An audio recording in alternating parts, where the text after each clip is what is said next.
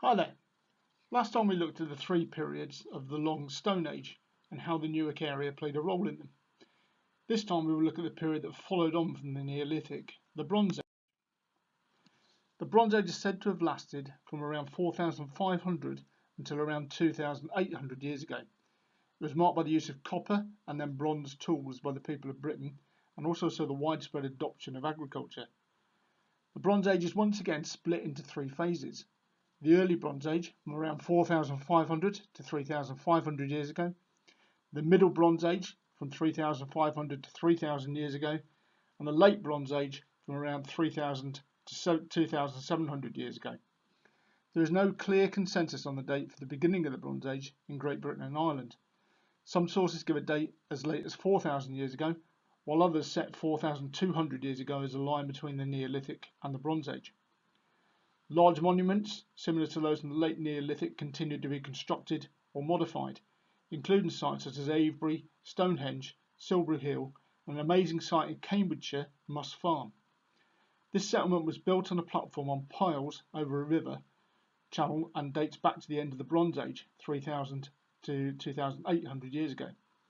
The settlement was destroyed by fire, causing the structure to collapse into the river, thereby preserving the contents in place in the waterlogged environment. Distinct areas for different crafts were identified in the house, and the most complete Bronze Age will ever found was excavated. Around 4,400 years ago, a new distinctive pottery style arrived in Great Britain, and along with it what became known as the Beaker culture, which also introduced metalworking. Recent tooth and animal isotope research on bodies found in early Bronze Age graves around Stonehenge indicates that at least some of the new arrivals came from the area of modern Switzerland. A 2017 study showed that the British Neolithic farmers have formerly been genetically similar to contemporary populations in the Iberian Peninsula, today's Spain and Portugal. But from the Beaker culture period onwards, all British individuals had high proportions of steppe ancestry and were genetically more similar to Beaker-associated people from the Lower Rhine area, today's modern Holland. The study argues that more than 90% of Britain's Neolithic gene pool was replaced with the coming of the Beaker people. The Beaker culture displayed different behaviours from the early Neolithic people, although integration is thought to have been peaceful, as many of the early henge sites appear to have been adopted by the newcomers. The burial of the dead became more individual. During the Neolithic, communal burials were placed in a large chamber cairn or long barrow. The early Bronze Age saw people buried in individual barrows, or sometimes in stone cists covered with rock cairns. They were often buried with a beaker alongside the body. During the A46 Woodham to Newark duelling of the road, a Bronze Age ring ditch was excavated. There were at least 7 burials, 5 adult females and 2 children, one of which contained the remains of a decorated beaker, as shown. The Beaker culture brought the skill of refining metal to Great Britain. At first they made items from copper, which was quite soft and would have had to be sharpened often. From around 4,150 years ago, Smiths discovered how to make bronze by mixing copper with a small amount of tin.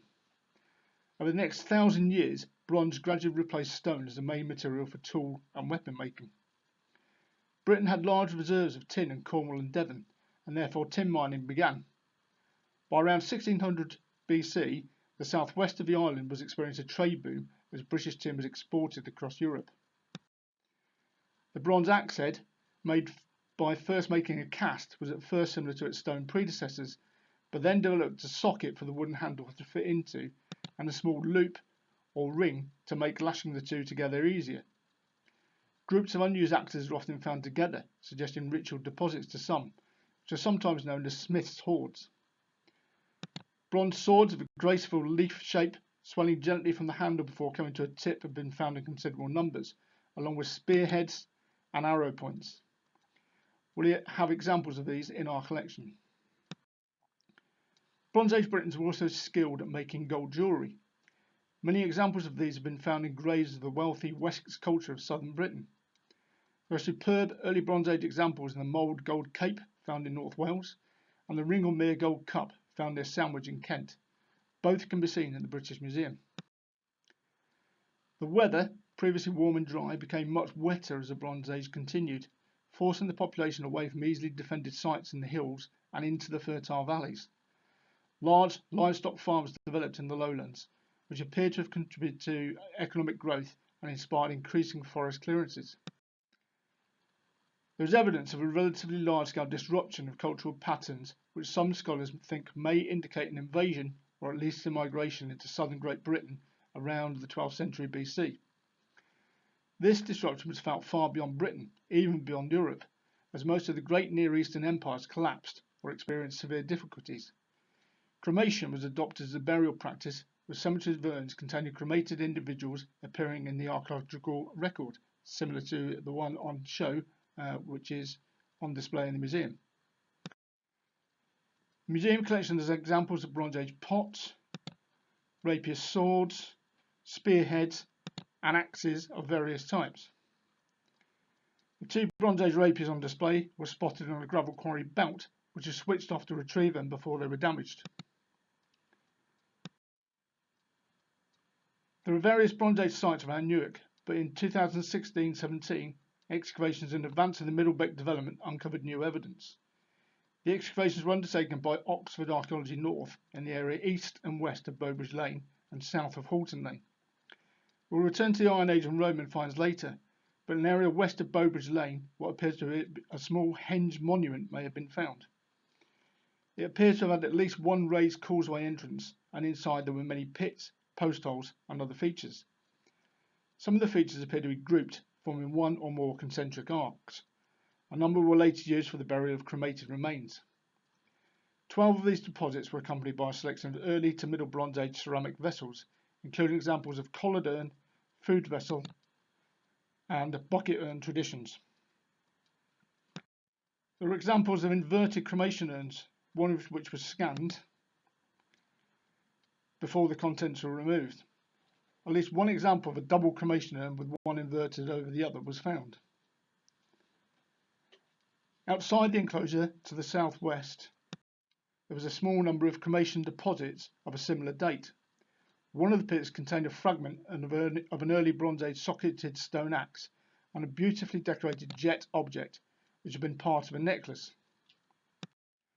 Some of the cremation deposits produced possible grave goods, such as bone awls and pins, a probable bone pommel for a small blade, several amber and jet beads, and a small collection of glass faience beads, which are more familiar in Egypt. I'm sure archaeological investigation will continue to reveal more about the area during the Bronze Age. Next time, we'll look at the development of iron tools and weapons in what became known as the Iron Age.